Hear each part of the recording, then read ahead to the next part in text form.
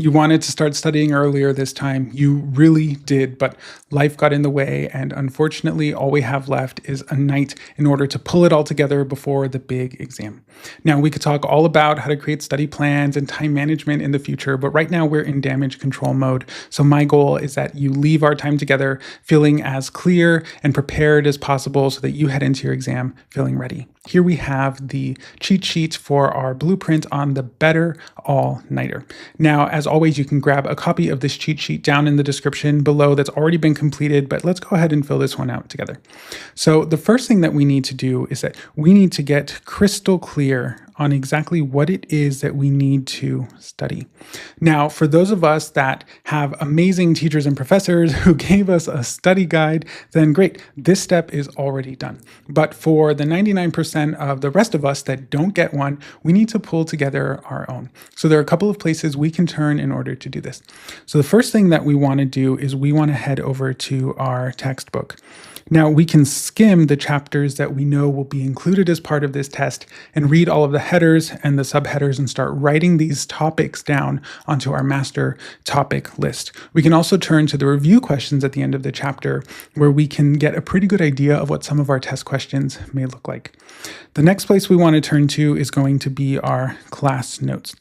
So we're going to skim through our class notes looking for what are the concepts that were covered, the formulas, any dates, key players, etc., especially ones that came up time and time again, paying special attention to any sample problems or real-world examples that your professor shared. And we're going to add those to our master topic list. And then the final place that we are going to turn for this first step is that we want to go to any of our past work. So let's head over to our past assignments. We can pull some sample problems. From there, we can look at any past quizzes that we've taken. And if this is going to be a cumulative exam, then we'll also want to look over our previous tests because that means anything that we've learned during the quarter or semester is free game. Now we're going to have this really big list of concepts and topics, and this is going to become the master list that we're going to use to determine what we should be studying. Now, step number 2 is we can't get through this entire list, right? If we had days or even weeks, then absolutely we could get through it. But because our time is more limited, we've got to ensure that we're focused only on what's essential at this point to study. And the way we're going to determine what we should study is that we want to color code your confidence. So what do I mean by color coding your confidence? Well, here is where we're going to leverage what learning science has shown to be the most powerful study technique you can actually use, which is something called active recall or self-testing. And this is the idea of going through our entire topic list, and we're going to practice teaching each of those topics for just a few minutes, maybe 3 to 5 minutes. And we then need to assess how well did I teach this topic after I'm finished. So we want to explain this topic as if we're teaching it to someone in our class. We're going to do it out loud, and we might sketch down our ideas. We're going to write things down. If you have access to a whiteboard or blank paper or an iPad, we're going to make this as hands-on and interactive as possible, as if you were literally teaching it to your class, like a mini presentation. And at the end, you're going to assess how well did I do. Now, for those topics that where we just totally blanked or we rambled, but we never really made any possible point, we're going to assign those red. So maybe we'll use a highlighter, a marker, or if our topics are in a spreadsheet, we can color code that topic red. Now, there will be some topics that were sort of okay. Maybe I remembered the formula or most of it. Maybe I was able to explain pretty well, but I know I'm missing some detail that would make my answer or explanation stronger. Then we are going to color code those topics yellow. And then finally, we will have those topics that we're pretty good. We're feeling pretty strong about. They tend to be the things that we already are confident in. And we're going to call that explanation a sort of 80% or higher accuracy. And these are going to be our green topics.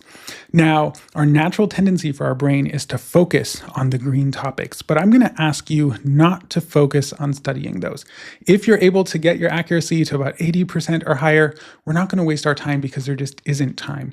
Instead, Instead, we want to prioritize these yellow topics. The topics where it feels like I could know this with a little bit more studying, and then I could do well on the exam. That's how we're going to allocate the bulk of our time and attention. So how are we going to study and move these yellow topics into the green category? Well, again, we're going to leverage active recall. So now that we know what we know and don't know about a certain topic, we need to go back to our materials, to our textbook, to our class notes, to our homework, to sample problems, to YouTube, to fill in all of the gaps in our knowledge. And the goal is that we move these yellow topics into the green category. Now, once we have moved all of the yellow topics into the green category, then we can consider looking at the red ones. But until that yellow category is totally empty, we don't even want to touch the red at that point because there just isn't much time for that content to stick. So if you've got the time and the mental bandwidth left over, then we'll tackle some of those red topics. Now, the third step for our process here is that we want to study like a sprinter. So a lot of students think of an all-nighter as this marathon. I mean, it's kind of built into the idea of I stayed up all night. But instead of having one massive long study session where most of the content isn't going to stick anyways, we want to study in blocks as if we were running a bunch of short sprints. This means instead of studying in one go, we're going to work in sort of 20 to 30 minute study sessions. This does feel very short. I recognize that, but you'll notice that as it gets later into the evening or into the early morning, your brain is really going to slow down on its ability to really absorb information. And so we want to ensure that after 20 to 30 minutes, we're taking a break of about 5 to 10 minutes after that. Some people refer to this as the Pomodoro technique, but regardless of what we decide to call it, we know it's important to study, take a break, study, take a break. Now, when you are taking a break, we don't want to just sit there and scroll our phones or glue our eyes to some screen or take a quick nap. That's the last thing we want to do. Instead, we want to stand up. We want to drink lots of water. We want to grab a healthy snack. We want to move around. If someone is still awake at that time, go have a very quick chat. Anything we can do to break our focus and the monotony of sitting and studying. Now, if you are someone who's used to studying in longer bursts of, let's say, an hour or an hour and a half, especially folks in the STEM fields where you just need a little bit more time, feel free to do that, but please don't neglect the breaks, and you'll want to adjust the breaks to be just a little bit longer to reflect how long you've actually been studying. So remember, we're going to study like a sprinter. Now, at some point, we do need to get some sleep. So I do not want any of you to stay up completely all night. This is really dangerous for your brain's ability to perform well the next morning, and it's kind of a reckless decision. I like to tell students that we want to make sure that we're having at least 4 hours at a bare minimum.